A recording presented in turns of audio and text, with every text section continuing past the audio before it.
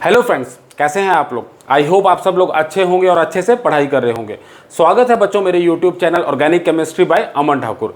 तो आज का जो हमारा टॉपिक है बच्चों, ये जो टॉपिक है मोस्ट ऑफ द टाइम हम नेग्लेक्ट कर देते हैं। फिजिकल प्रॉपर्टीज के बारे में हम ज़्यादा बात करते नहीं है। हम बेसिकली ऑर्गेनिक केमिस्ट्री में उसके प्रिपरेशन या केमिकल रिएक्शन, उनके मैकेनिज्म पे फोकस करते रह जाते हैं। पर अल्कोहल और फिनोल जब हम पढ़ते हैं तो इसकी फिजिकल प्रॉपर्टी का जो कंसेप्ट है, जो इसका टॉपिक है, इस पर बहुत थोड़े से कंसेप्ट हैं जो हमें पता होने चाहिए। मोस्ट ऑफ द टाइम बहुत बार हमसे एग्जाम में पूछ लिए जाते हैं। तो आज के पूरे लेक्चर में हम सिर्फ डिस्कस करेंगे अल्कोहल और फिनोल की फिजिकल प्रॉपर्टीज क्या होती है, उनके पीछे का कंसेप्ट क्या है, वो हम एक बार समझ लेंगे। सिर्फ एक बार समझने की जरूरत है, उसके बाद आपको उनको याद करने की जरूरत नहीं पड़ेगी। ठीक है, चलिए तो आज का लेक्चर शुरू करते हैं। अब मैं बात कर रहा हूं अल्कोहल की। अल्कोहल्स की हमें पता है अल्कोहल जो होता है उसके पास एक अल्काइल ग्रुप है R और फंक्शनल ग्रुप कौन सा है OH। ठीक है, दो चीजों से बनके बना है अल्कोहल, एक अल्काइल ग्रुप और साथ में जुड़ा है हाइड्रोक्सी ग्रुप, जिसकी वजह से बना है अल्कोहल। ठीक है, अब जब इसकी फिजिकल प्रॉपर्टीज हैं, जब इसकी फिजिकल प्रॉपर्टी है वो OH पे भी डिपेंड करेगी और अल्काइल ग्रुप पे भी डिपेंड करेगी। ठीक है, बारी बारी बात करते हैं उनकी फिजिकल प्रॉपर्टीज के बारे में। पहली बात मैं कर रहा हूं बॉइलिंग पॉइंट की। ठीक है, अब बॉइलिंग पॉइंट क्या चीज है, बॉइलिंग पॉइंट क्या चीज है, अगर मैं सिंपल कंसेप्ट से समझने की कोशिश करूं कि किसी भी कंपाउंड का अगर जो मॉलिक्यूल होंगे वो आपस में जुड़े होंगे, उनको बॉयल करने का मतलब क्या है, मॉलिक्यूल को तोड़ के इवेपोरेट करना। अब सपोज कोई मॉलिक्यूल जुड़े हैं, अब उनको तोड़ा कैसे जा सकता है, उनको तोड़ा जाता है हीट देके तोड़ा जा सकता है। हीट मतलब टेम्परेचर देके तोड़ा जा सकता है। तो कितना टेम्परेचर उसको देना पड़ेगा ताकि वो बॉयल मॉलिक्यूल टूट जाए और वो इवेपोरेट हो जाए, उसको हम कहते हैं बॉइलिंग पॉइंट। सिंपल सी बात ये है बॉइलिंग पॉइंट की। ठीक है, अब जो दो मॉलिक्यूल आपस में कितने स्ट्रांगली जुड़े होंगे, जितना ज्यादा स्ट्रांगली जुड़े होंगे उतना ज्यादा टेम्परेचर देना पड़ेगा, मतलब उतना ज्यादा टेम्परेचर देना पड़ेगा, उतना ज्यादा बॉइलिंग पॉइंट होगा उसका, उतना ज्यादा टेम्परेचर पे उसको हीट करना पड़ेगा तभी उसको तोड़ पाएंगे। तो जितने ज्यादा उनके बीच में अट्रैक्शन होगी, मॉलिक्यूल्स के बीच में जितनी ज्यादा अट्रैक्शन जितनी ज्यादा होगी, उतना ज्यादा टेम्परेचर उनको देना पड़ेगा तोड़ने के लिए, और उतना ज्यादा टेम्परेचर का मतलब उतना ज्यादा बॉइलिंग पॉइंट। ठीक है, ये बात हमें समझ आ गई। अब अल्कोहल के केस में खास बात क्या है, अल्कोहल के केस में समझिए खास बात क्या है। मेरे पास है ROH, मेरे पास है अल्कोहल। ठीक है, अब ऑक्सीजन है मेरे पास partial negative, oxygen electronegative atom, electronegative atom का काम क्या होता है, इलेक्ट्रॉन खींचना, बॉन्ड के इलेक्ट्रॉन अपनी तरफ खींचना। जब इलेक्ट्रॉन की मूवमेंट इस तरफ होगी, ऑक्सीजन की तरफ होगी, ऑक्सीजन के ऊपर आएगा पार्शियल नेगेटिव चार्ज, इलेक्ट्रॉन का चार्ज होता है नेगेटिव।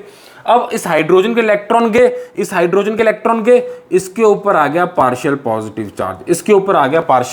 चार्ज, अब क्या होगा, मेरे पास जो दूसरा मॉलिक्यूल है, सपोज एक और अल्कोहल है। ठीक है, इसके ऊपर पार्शियल नेगेटिव चार्ज, इसके ऊपर पार्शियल पॉजिटिव चार्ज, सेम चीज है। ठीक है, अब जो पॉजिटिव और नेगेटिव होंगे ऑपोजिट क्या करते हैं, ऑपोजिट करेंगे अट्रैक्ट। ऑपोजिट क्या करेंगे, इनके बीच में आएगी अट्रैक्शन। इस अट्रैक्शन को हम कहते हैं हाइड्रोजन बॉन्डिंग।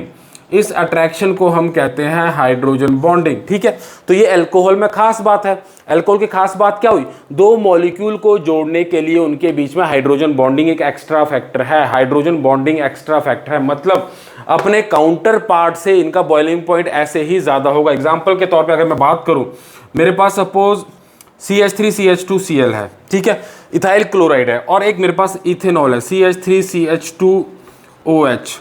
ये जो दो मॉलिक्यूल हैं, दोनों में दो कार्बन है, पर इसके पास हाइड्रोजन बॉन्डिंग है।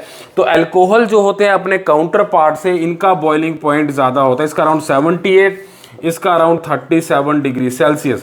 दोनों के बॉइलिंग पॉइंट में डिफरेंस है, ये कम बॉइलिंग पॉइंट है, इसका ज्यादा बॉइलिंग पॉइंट है। क्यों, हाइड्रोजन बॉन्डिंग इनके बीच में आई, जिसकी वजह से तोड़ने के लिए ज्यादा फोर्स लगी, तो ज्यादा टेम्परेचर, ज्यादा एनर्जी लगी, उसको तोड़ने के लिए ज्यादा एनर्जी लगी।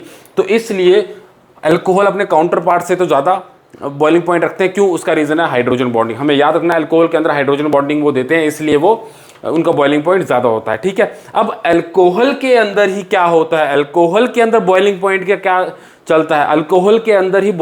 का क्या चलता है, तो इसमें भी बच्चों ये तो सिंपल सा कंसेप्ट है, हमें पता है। एक तो पहली बात आ गई हाइड्रोजन बॉन्डिंग की, दूसरी बात मेरे पास क्या आती है, वैन डर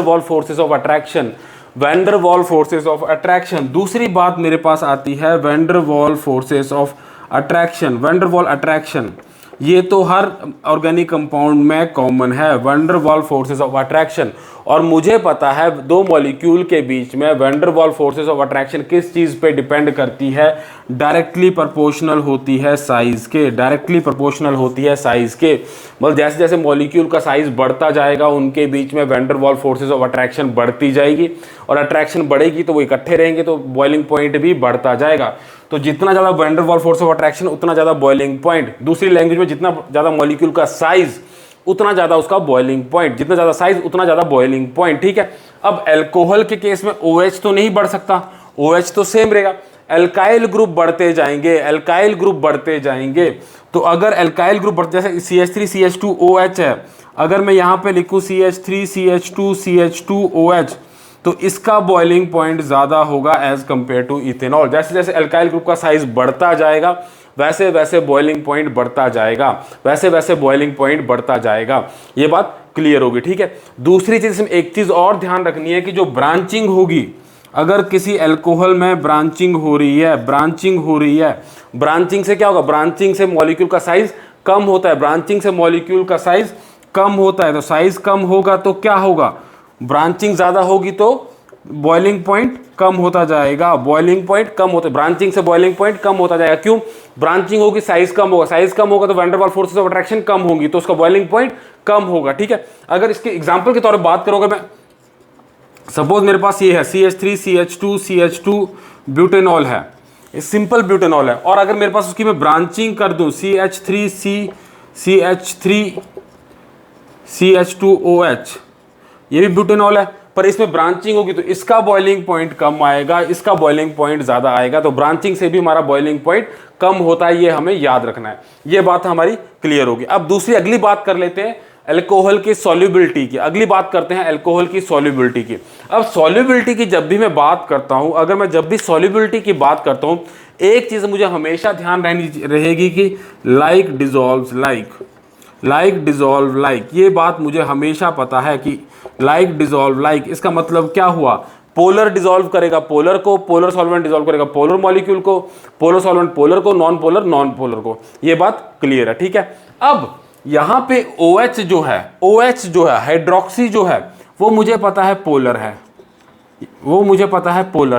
और जो एल्काइल ग्रुप होता है वो होता है हाइड्रोफोबिक क्या, नॉन पोलर। ठीक है, अब अगर सिंपल बात करूं मैं, मिथेनॉल है CH3OH, इसमें पोलर OH पोलर है, ये अल्काइल ग्रुप अभी छोटा है, तो लाइक डिजॉल्व लाइक, ये डिजॉल्व होगा पोलर में, मतलब वाटर सॉल्युबल। अब जैसे जैसे साइज बढ़ता जाएगा अल्काइल ग्रुप का जैसे जैसे साइज बढ़ता जाएगा, नॉन पोलर साइज बढ़ता जाएगा, कंपाउंड नॉन पोलर होता जाएगा, जैसे जैसे अल्काइल ग्रुप का साइज बढ़ता जाएगा वैसे वैसे हाइड्रोफिलिक रीजन जो है उसका बढ़ता जा रहा है। R ग्रुप जैसे जैसे बड़ा होता जा रहा है वैसे वैसे हाइड्रोफिलिक रीजन बड़ा होता जा रहा है। तो इसका मतलब क्या हुआ, वाटर की सॉल्युबिलिटी डिक्रीज होती जाएगी, जैसे जैसे मॉलिक्यूल का साइज आगे बढ़ेगा। क्यों, क्योंकि अल्काइल ग्रुप बड़ा होता जा रहा है, तो अल्काइल ग्रुप हाइड्रोफोबिक होता है तो वो वाटर में डिसॉल्व नहीं होता है। ये बात हमारी क्लियर। तो जैसे जैसे नीचे नीचे साइज बढ़ेगा वैसे वैसे वो नॉन पोलर सॉल्वेंट में उसकी सॉल्युबिलिटी बढ़ती जाएगी, पोलर सॉल्वेंट के अंदर उसकी सॉल्युबिलिटी कम होती जाएगी। तो यहां तक बात होगी हमारी फिजिकल प्रॉपर्टी अल्कोहल की। अब बात कर लेते हैं फिनोल की फिजिकल प्रॉपर्टीज की। और बच्चों, अगर आपको लेक्चर अच्छा लग रहा है तो लाइक शेयर सब्सक्राइब मेरे मोटिवेशन के लिए जरूर करें, ताकि मुझे लगता रहे कि हाँ मैं आपके साथ सही डायरेक्शन में मेहनत कर रहा हूं। चलिए अब बात करते हैं आगे फिनोल की फिजिकल प्रॉपर्टीज की। बच्चों, अब आगे हम बात कर रहे हैं फिनोल की फिजिकल प्रॉपर्टीज में क्या क्या चीजें होती हैं, फिनोल की फिजिकल प्रॉपर्टीज हमें क्या क्या चीजें ध्यान रखनी चाहिए, क्या क्या कंसेप्ट है वो हमें पता होने चाहिए। ठीक है, अब अगर मैं फिनोल की बात करूं, जैसे अल्कोहल के केस में था, यहां भी OH ग्रुप है, ये भी हाइड्रोजन बॉन्डिंग देगा, ये भी H बॉन्डिंग देगा, हाइड्रोजन बॉन्डिंग यहां पे भी बनेगी, हाइड्रोजन बॉन्डिंग कंसेप्ट यहां पे भी आएगा, प्लस इसीलिए हाइड्रोजन बॉन्डिंग यहां पे भी है, पोलर ग्रुप यहां पे भी OH लगा हुआ है। तो जो सिंपल फिनोल है वो सॉल्युबल होता है वाटर के अंदर, पर जैसे ही इसके अंदर सब्स्टिट्यूशन लगती है, जो नॉन पोलर ग्रुप की सब्स्टिट्यूशन लगती है, सपोज अगर अल्काइल ग्रुप लग गया तो वो सॉल्युबिलिटी डिक्रीज कर देगा, तो इसी तरह से इसका कंसेप्ट भी सेम चलता है। अगर सिंपल फिनोल है वो सॉल्यूबल रहेगा वाटर के अंदर। सिंपल फिनोल है, सॉल्यूबल रहेगा वाटर के अंदर। पर कोई हाइड्रोफोबिक रीजन की सब्स्टिट्यूशन इसके ऊपर होती है, जैसे अल्काइल ग्रुप हो गया, उसकी सब्स्टिट्यूशन इसके ऊपर लग रही है, तो वो सॉल्युबिलिटी को डिक्रीज कर देगा, सॉल्युबिलिटी को डिक्रीज कर देगा। पर इसके साथ सपोज अगर कोई और ऐसा ग्रुप लग गया, पैरा पोजीशन में सपोज नाइट्रो लग गया, नाइट्रो में मेरे पास पोलर है, वो भी हाइड्रोजन बॉन्डिंग पार्टिसिपेट करता है, नाइट्रो पोजीशन में पैरा लग गया, तो वो सॉल्युबिलिटी को इंक्रीज करेगा, वो सॉल्युबिलिटी को इंक्रीज करेगा। ठीक है, अब यहां पे एक बहुत ही इंटरेस्टिंग कंसेप्ट आता है बच्चों, एक बहुत ही इंटरेस्टिंग कंसेप्ट आता है, इंटरमॉलिक्यूलर और intramolecular hydrogen bonding, inter and intramolecular hydrogen bonding. ये बहुत ही इंटरेस्टिंग कंसेप्ट है, इसके बारे में बात करना जरूरी है। जब भी फिनोल के हम फिजिकल प्रॉपर्टीज के बारे में बात करते हैं तो उसके बारे में बात करना जरूरी है। अब एक होता है इंटरमॉलिक्यूलर बात कर रहा हूं, और एक बात कर रहा हूं इंट्रामॉलिक्यूलर हाइड्रोजन बॉन्डिंग। ठीक है, इंटर का मतलब दो मॉलिक्यूल के बीच में बॉन्डिंग, दो मॉलिक्यूल के बीच में बॉन्डिंग।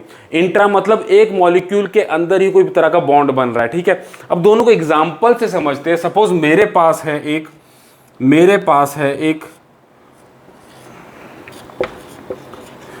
पैरानाइट्रोफिनोल,